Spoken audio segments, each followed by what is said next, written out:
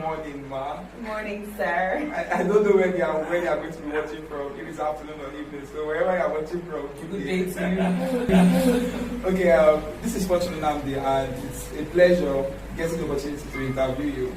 You know, when you call many persons who happen to be influencers, they tend to be all, you know, harsh on phone, but you welcome those very, very well, so thank you. Thank you. First of all, every influencer has a story to share that most times they don't get to put up out there. Most times they don't want the world to see it. Most persons get to show us their success story, but they never get to show us their struggles and all that. So there's a question I normally ask persons, what their biggest regret is. Because if we know a person's biggest regret, we now know what to avoid or what to do before it's time up. Okay. First of all, I don't know if anybody has ever called me an influencer before. So I'm like, wait, was an influencer? Who's that me? Okay. You influenced our life. Thank you. Now, as a mindset coach, Okay. now I became a mindset coach because of how I think. So during the pandemic, in 2020, people were calling me, reaching out to me, oh Joyce, I'm feeling this way, talk to me, what should I do? And I was giving them solutions, and that's how I branded myself a mindset coach. I never attended any training to become a mindset coach. Very good. So I'm going somewhere. Okay. I don't think in terms of regret. Okay. I don't have a single regret in my entire life. I have learning processes. And I'm not saying it because we're on camera. It's how I think, it's how I live. If I hit my leg on a wall or on a gate, for example, you will never hear me say, oh my God, why did this happen to me? The way I am wired, okay, and I have also wired myself over time, is I would say things like, maybe this pharmacy I'm going to treat my leg now, there's somebody there I'm supposed to meet. That's how I think. That's my default state. So I would think of situations that were painful to me, but not regretful. Number one, perhaps, would be finishing my study in human anatomy at the University of Port Harcourt. By the time I was in my second year, I already knew I felt out of place. I wanted to switch to either communication arts or theater arts, which is so me. I would go to the Crab in Delta Park in Uniport, and I would see them dancing, doing stage performances, and I said, "Let's go with this." Why am I not here? Because that's my natural habitat. I've always been on stage, play, all those kind of things, but I didn't have the guts. I don't regret it because it gave me the opportunity to meet wonderful people. And as a master of ceremonies that I've been for so long, my clients kind of feel they show some more respect when they realize I have a science degree. Yeah. Yes, I've seen it happen, so it has paid me. You see why I can't regret it. So most times, things we feel are bad, just God's way of making us understand that life happens and we can always make anything out of it. We can make it. That's the part I want. We can make anything happen. Depends on perspective, how you decide to look at it. A friend of mine, FBI coach, Mr. Charles, he said that he has been wanting to connect with Fela Durante for many years and he didn't have the opportunity. So one day Fela Durante came to train where they were. He was amongst the audience, but he couldn't go any further. So he just felt pressed. And when he was about entering the toilet, Fela Durante was about coming out of the toilet. And that was how he gave him his private number. There was no protocol there and all that. So many things we call regret is just life's way of making us understand that we're in charge. Yes. We're in charge. And okay, that's fine. You made mention of a lady, let me check her name very well, Ndidi Obisha, that introduced you to different platforms. So was she your mentor? Ndidi Obioha. Obioha, okay. No, she was not a mentor, she was an event planner. Okay. We met at the house of a friend of mine whose cousin is married to, long story. And she was on the phone, she came in while myself and Chiaku were in the living room. So she came in on the phone, oh my God, why are we going to get a female MC from now? She should have told us she was traveling. So Chiaku just simply was like, we're looking for an MC. we were eavesdropping. So as soon as we got off the call, Jackie said, "You're looking for a female MC for what? Today I have this program on Sunday, next week Sunday." This. I said, "I see Joyce here now. You don't know Joyce? She's one of the biggest MCs." You know, at that time I never even read it. Like, she's one of the biggest MCs. This is so. He was like, "Yeah, okay, really, okay. Tomorrow, let's go and see the client." So we went to the client's office together and more or less pitched, and the client liked it, and that's how I got my first official MC job. 11th November 2007. I say official because I've been MCing before that time, but not really. I hadn't owned it as my job. It was at that job that I decided this will be my track. So Ndidi, as an event planner, would always interface with clients who needed the services of myself and other service providers. She liked my work, and so she would say to her clients, "Oh, I have the MC you need," and negotiate on my behalf. In fact, I did a job on the 19th of December last year. 14 years later. So I've never called her a mentor. I would call her more like a sponsor. You don't have to learn from a sponsor, but a sponsor opens doors for you. It opened doors for me. That's it. Whoa, this is the first time I'm getting it from this perspective. Yes, you don't a sponsor and a mentor. And a mentor. A mentor could be a sponsor. Okay. A sponsor doesn't have to be a mentor. And many times you might find some people who play both roles. She was a sponsor. She asked me for nothing. She just kept opening doors. But you see, let's also take a point home. Sponsors don't sponsor nonsense. Sponsors need value. They would only open a door if they know that it's worth it. Because they are opening their network to you and they don't want you to let them down. So there are some people who even reach out to me and say, "Oh man, can you do this for me?" And I say, "Okay, let me interview you and find out what you would do with this door." And by the time I listen to you, I can't share this with you. No, it's prized possession. So I open you to this and then they call me and say, "Joyce, what nonsense is this?" No. I can mentor you. I can teach you what to do, but I may not sponsor you because you need to be built. Amazing, my God. Okay, I happen to be an undergraduate of the University of Benin, and I'll be rounding up this year, by the way. Many persons who will be watching this interview are most likely going to be people who are about to gain admission into school, persons who are already in school, and young graduates, if I'm not mistaken. So what's that one advice you will give to these persons? That one advice you know will change their lives? Stay true to yourself. Stay true to you. Someone might be in the 3rd year right now. Okay. Even 4th year. I don't want to say 4th, so I don't sound too extreme. Someone might be in the 3rd year right now, and you know 100% you're on the wrong track. You see this thing about life? We will still get there. Yeah. You might as well correct it now. That feeling of, "Oh my God, I will lose 3 years." Guess what? It will still meet you in front. 3 years will be like 3 days when you now fit into where you should be. So what you think it's time. You see what they say, time is a measure of happiness. When you're happy doing something, the time seems to go fast. Yeah. When you're sad, it's like, "Oh my God."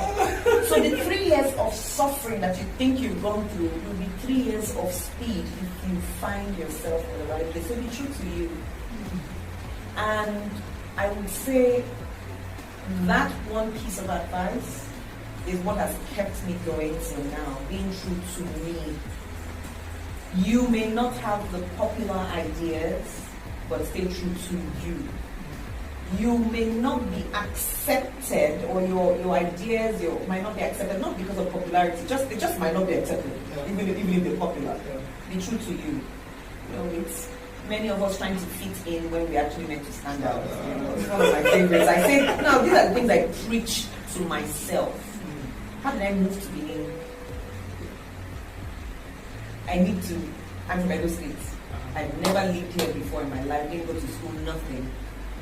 But I needed to do more here. And so one of the days I came to my village, between the last 2 years, I've been coming a few times, and I was going back to Lagos. And on that road, I said, why are you in Lagos? Why not come here and actually face it squarely? On the phone inside that car, I opened houses in Benin for rent. I started looking through pictures. I found the contact of an agent. One agent led to another. I got the house in a month. I moved here in 2 months. Whoa. Look, be true to you. Do I have any regrets whatsoever? None. It can only get better. Would we have been sitting here about Thank God. So be true to you. That's the greatest advice I would give anybody. Whew. It's really, really difficult to stay true to oneself, because I think most people feel people are not going to accept them for who they are, because people tend to label themselves as being imperfect. Talking from experience, just like what you shared, when I did admission to University of Benin in 2016, I was doing admission in education, DT to be precise, I'm not aware. And I'm happy I took them again, very, very happy. But there is a problem for the young persons who will be watching us. Most persons want to do something online. Most persons want to reach out to other persons. But they now discover that the time they want to begin these things, their biggest problem after they accept is usually family. Most times because our parents don't get to understand these things we are doing. Maybe because I've seen this, I've never seen somebody doing something like this. So for instance, I remember when I started doing online trainings and they're like, what's this guy doing? So for a person who feels out of place or a bit depressed because family is not supporting, what do you feel the person should do? Number one, toughen up. They don't want another person follow you come. Okay, I think Toughen I like up. this.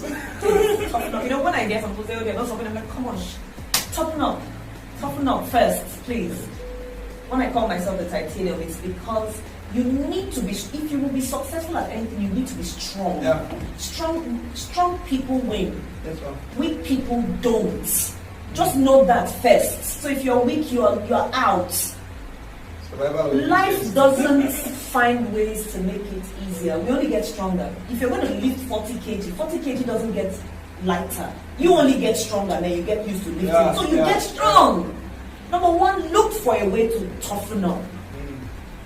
So there are mindset coaches, there are things that even if there's even free information, things you can do, study. Just look for go to Google and search how to be tougher. They don't use Google. How to be mentally tough. Right? Yeah. Anybody who is watching this is somebody who has access to Google. And I think one of the greatest skills in this time is learning how to use YouTube and Google. Thank you. So how to be tougher? So toughen up, that's number one. Two, success is a winner. Success closes arguments. Go and succeed. Result cancel result. Thank you. So all that, so like in my case, I said I wanted to be a master of ceremonies full time. Don't be waiting person they do for full time work. That's a hobby.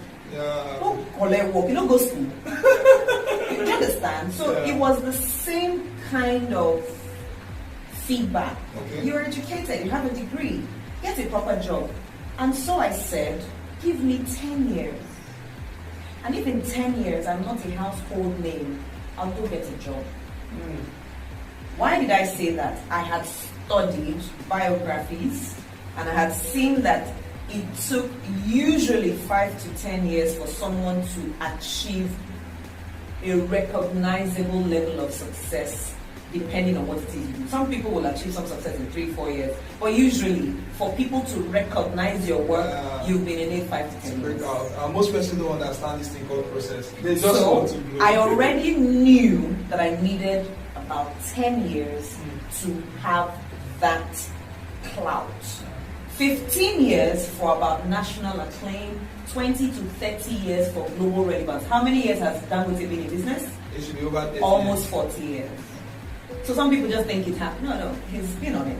Whoa, I'm learning something else. So for me to And this was by my personal study and saying, okay, this person 12 years, okay, this one 15 years, okay, 17 years. So there's an average here.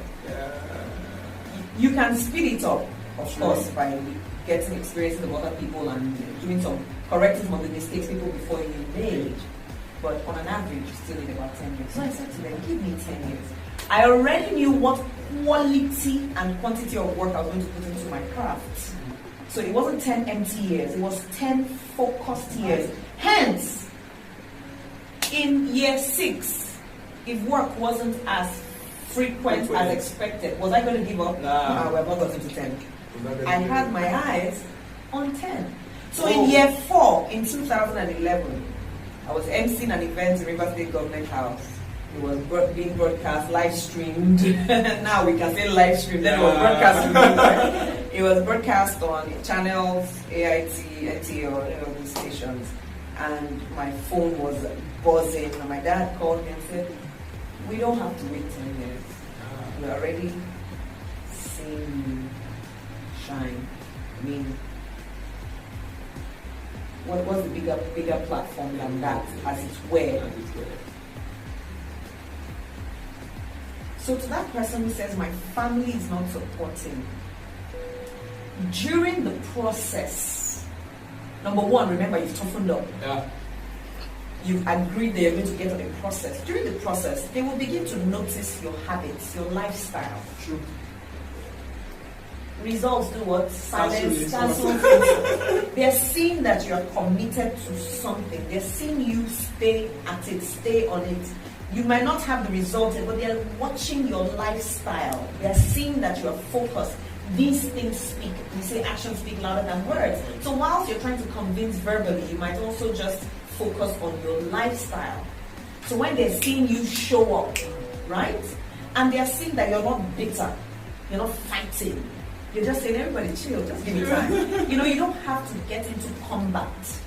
Which is what some of us do. We get combating, we stop talking to auntie, we stop greeting daddy. That's not tough. That's actually weak.